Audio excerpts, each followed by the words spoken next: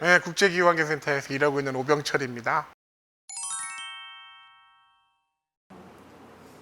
지금 2018년부터인가 광주 이제 여름만 되면 되게 더워가지고 광프리카라는 별명이 생겼잖아요. 그 광주의 폭염 상태가 그렇게 심각한가요?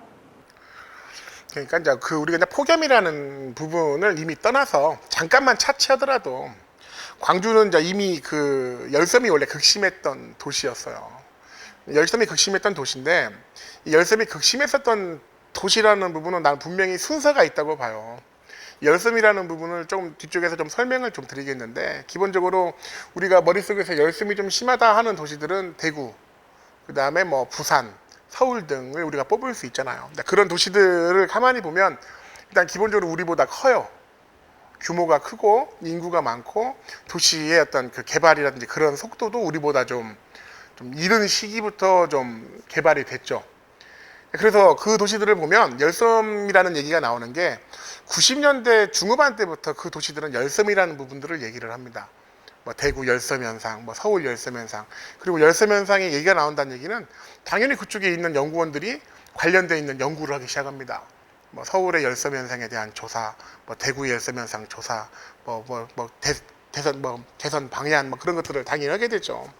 근데 이제 이 시기에 광주는 열섬에 관련되어 있는 부분이 사실 하나도 없어요. 90년대 중후반 때 뉴스를 아무리 찾아봐도 광주시는 열섬에 대한 부분들이 없습니다. 즉 열섬이 있었을 수도 있어요. 있었을 수도 있는데 열섬이라는 부분이 그다지 키포인트는 아니었다라는 거죠. 광주시 입장에서는.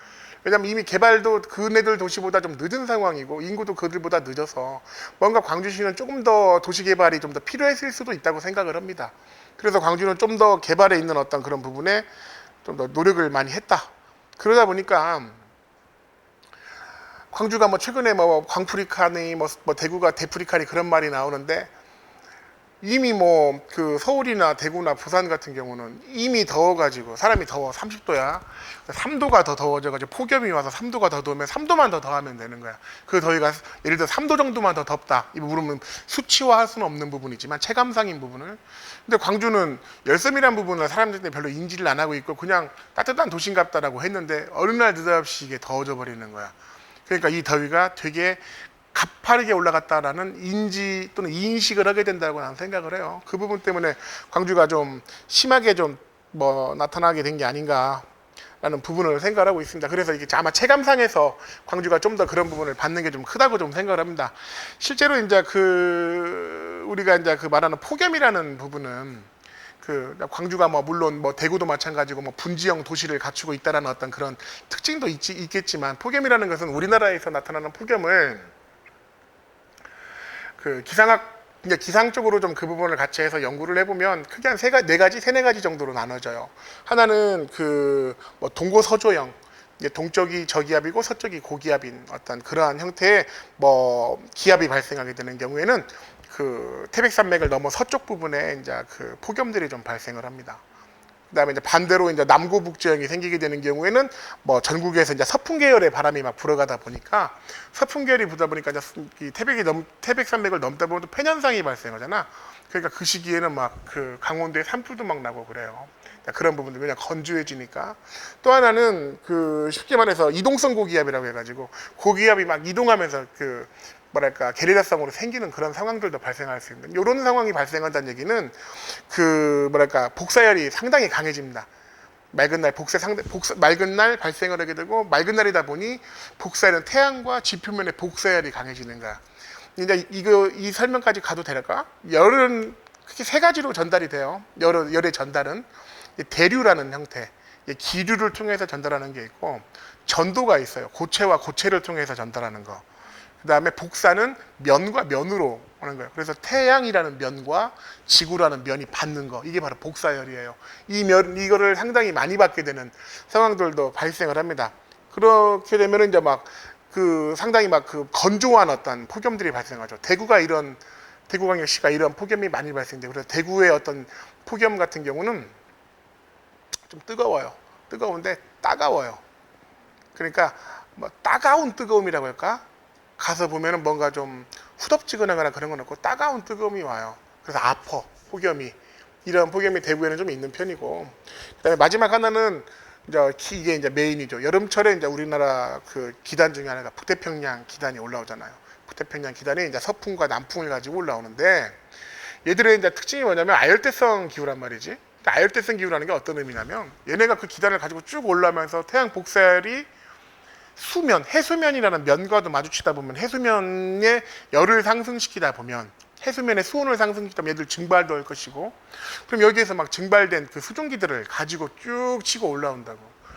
우리나라 쪽으로 올라오게 되죠. 우리나라 쪽으로 올라오게 되면은 우리나라 쪽에서 그 남해안하고 가까운 게 광주예요, 대구예요, 서울이에요. 네, 광주가 가까워요. 광주가 가깝다 보니 광주에는 뜨거운 수증기를 먹은 뜨거운 열기에 폭염이 생기는 거예요. 그래서 광주의 폭염은 무더워요. 그러니까 스트레스가 올라가는 거지. 왜? 습도가 있다 보니까 그 소위 말하는 그 우리가 그 말하는 그 뭐죠? 그 우리가 퍼센트로 말하는 상대 습도, 그것이 점점 올라가. 자기가 원하지, 보통 50에서 60 정도가 여름철에 참 좋은데 막 70, 80 막 이렇게 올라가는 거야. 상대 습도가 올라오고, 그 다음에 더워지니까 엄청 무더워. 근데 그것이 다시 대구로 넘어가게 될 때는 이미 한번 그 열기가 싹 그 수증기가 내려가고 넘어가니까 다시 대구의 더위는 좀 건조한 더위, 그런 식으로 발생됩니다. 그래서 대구의 더위를 말하면, 뭐 소위 말해서 대구의 더위는 뭐라고 말하냐면, 그냥 우리가 뭐라고 말하지? 그냥 그 우리가 건조한 어떤 더위라면, 그 광주의 더위는 되게 찜통더위 같은 느낌, 그런 느낌이 좀 있죠. 이러한 얘기에 더해서 아까 앞서서 그 광주가 이제 뭐 서울이나 부산이나 대구보다 도시계획 좀 발달 속도라든지 그런 게 좀 늦었다라고 하는데, 이렇게 더워지고 있는 거야. 이렇게 더워지고 좀 그래도 좀 늦차를 탄 거지. 개발 속도가 늦차를 탔는데 폭염이 와버린 거지. 열섬이 있었는데 이게 같이 전 지구적으로 폭염이 와버리는 상황이 오니 더 빨리 가는 거죠. 다른 도시보다. 그러니까 불과 몇 년도 안 돼서 대구 같은 경우는 서프리카라는 어떤 그런 그 별칭이 좀 상당히 그 오래전에 나름대로 역사 있는 더위였는데, 광주는 불과 2, 3년 만에 딱 광프리카라는 별명을 꿰차게 된 거죠. 뭐 그런 상황이라고 보실 수 있을 것 같습니다. 네.